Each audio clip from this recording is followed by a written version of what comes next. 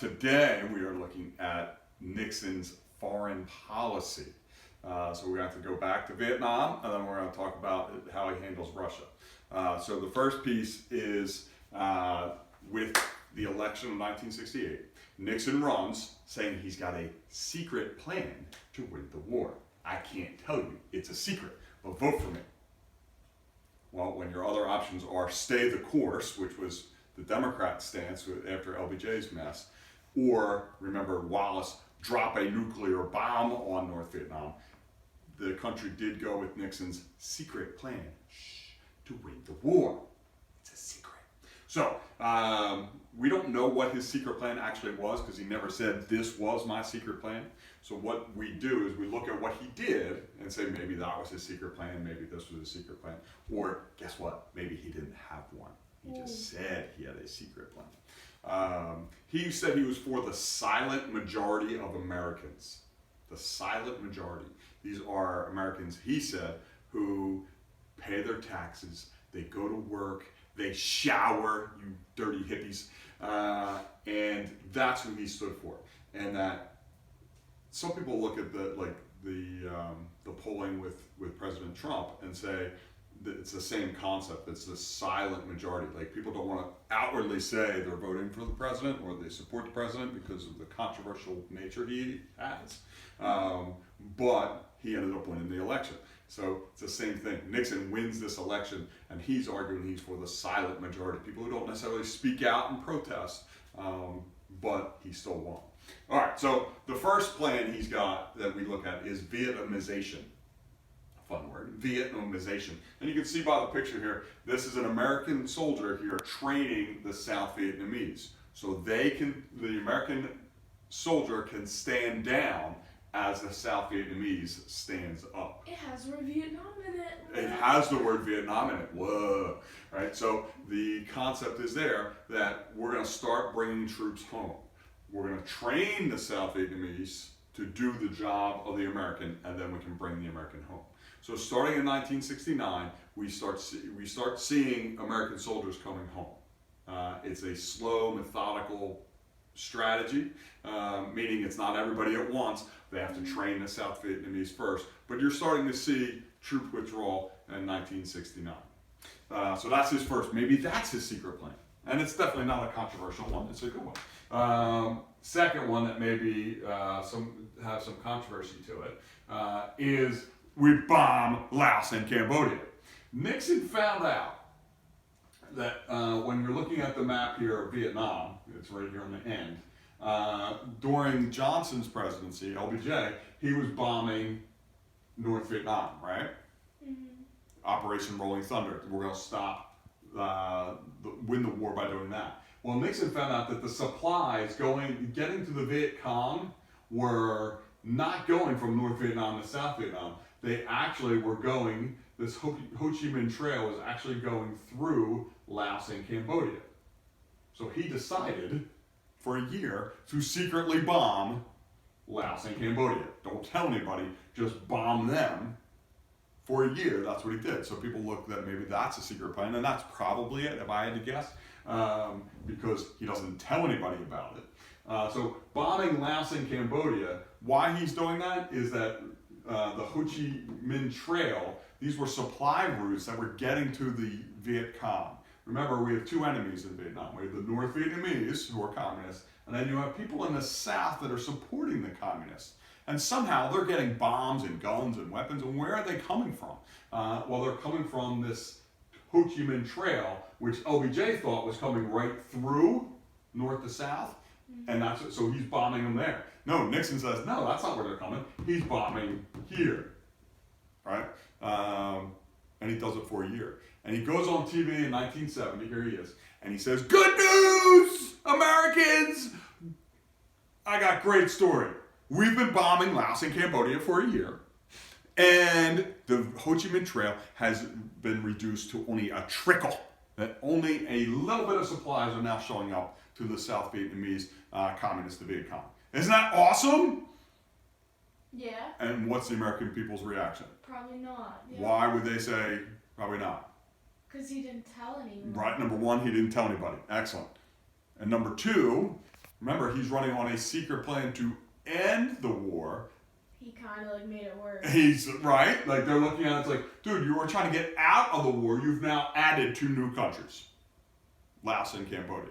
So strategically, it was a good strategy. Strategically, strategically it worked.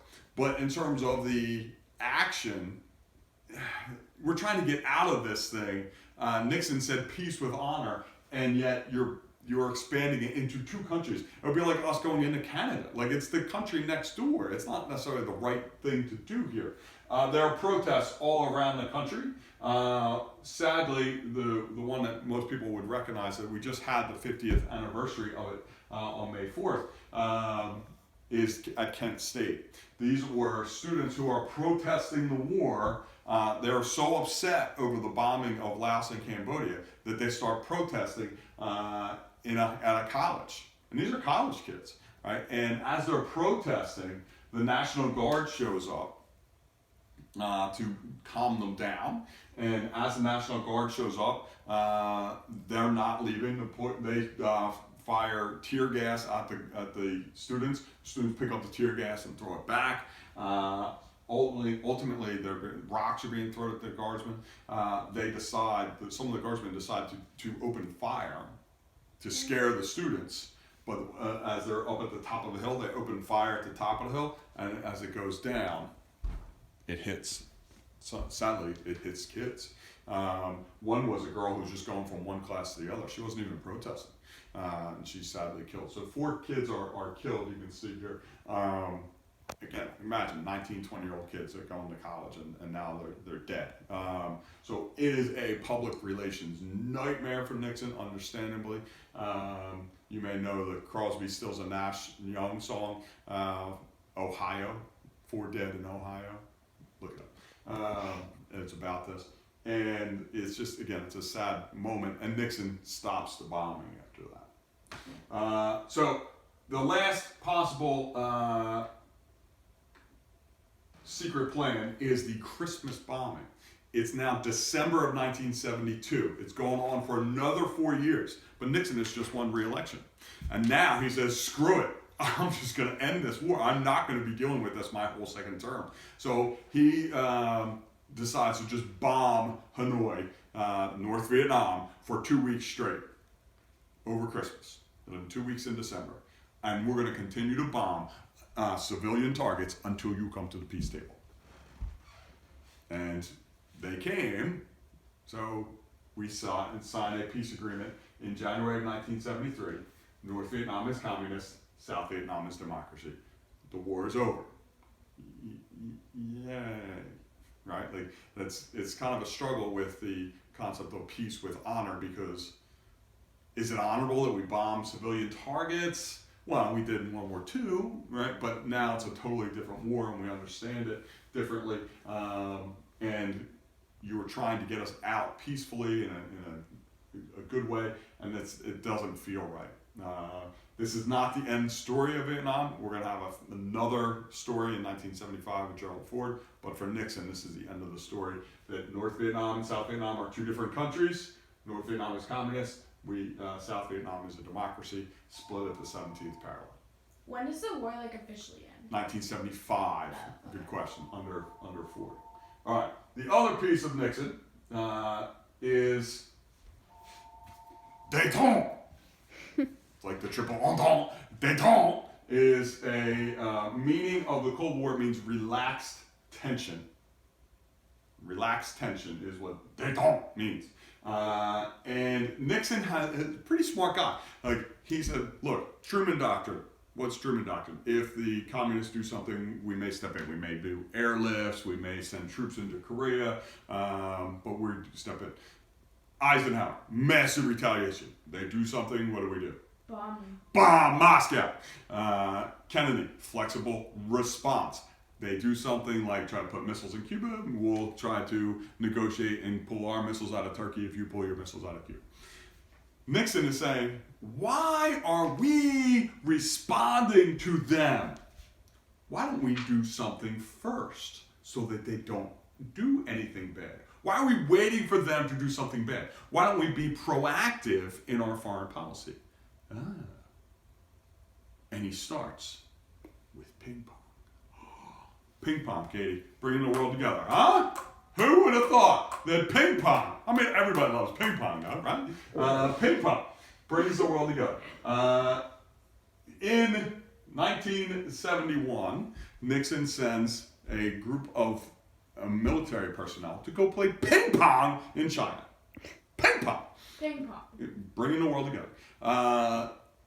And this is a time with no cable television. All people can do is just watch TV on Saturdays. You would have a TV show called The Worldwide of Sports. So people are watching and seeing the American military play the Chinese athletes in ping pong, right? Watching them play ping pong. You know, nothing else to watch, so that's what they're going to watch. And the whole storyline, if you've seen Forrest Gump where he plays ping pong, that's true. Like, not Forrest Gump, but like that the United States is playing ping pong. Forrest Gump's not real. No. And ping pong is bringing the world together because as people are watching this, it's exactly what Nixon wanted them to do. Wait, like, I thought we hated China. What? Do we hate China? Like, why are we playing ping pong with China? They don't seem that bad to me. They play ping pong. We play ping pong. Ping pong! All right, bringing the world together. And that's exactly what Nixon wanted. If we play ping pong together, maybe we can train together. So the next thing that Nixon does after that, Nixon meets with Mao. Wow! Wow! He meets with Mao. Wow!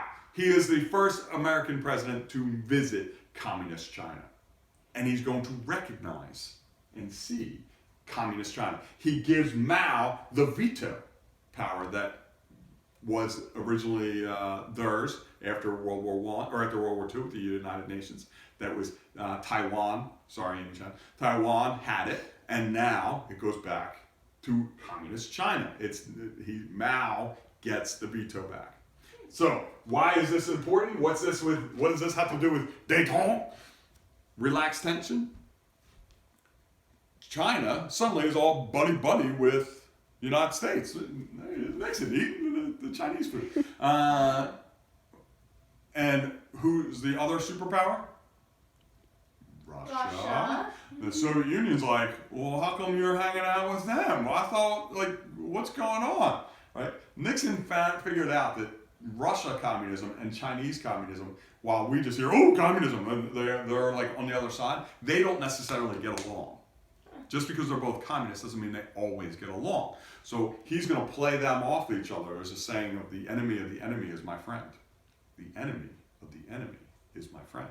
So if Russia suddenly sees us buddying up with China and we're all now hanging out, going on a date, Russia's like, whoa, but what about us? They're real. Exactly, and that's what Nixon wanted, and that's his strategy, and that's his play. So he's going to meet with the new leader of the Soviet Union, a guy by the name of Brezhnev. Khrushchev resigns after the Cuban Missile Crisis, so it's now the new leader is Brezhnev. By the way, check out the caterpillar eyes on that. Salt. And Brezhnev and Nixon create salt. Salt. They create salt.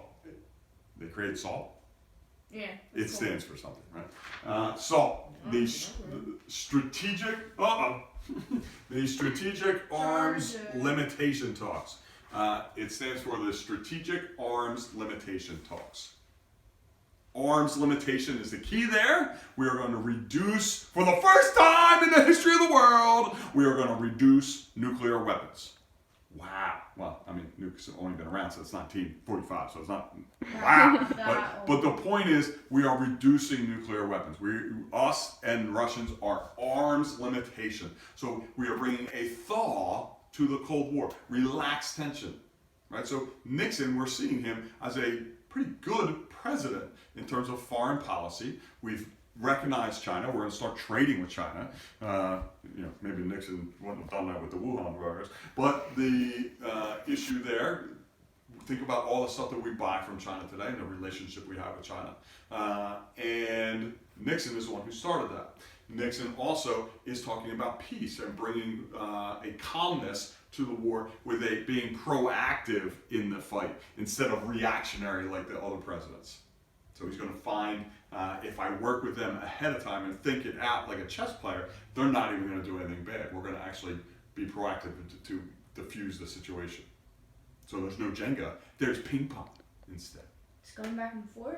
Yeah. So, all right, that's it for today. So thank you. Thanks for tuning in.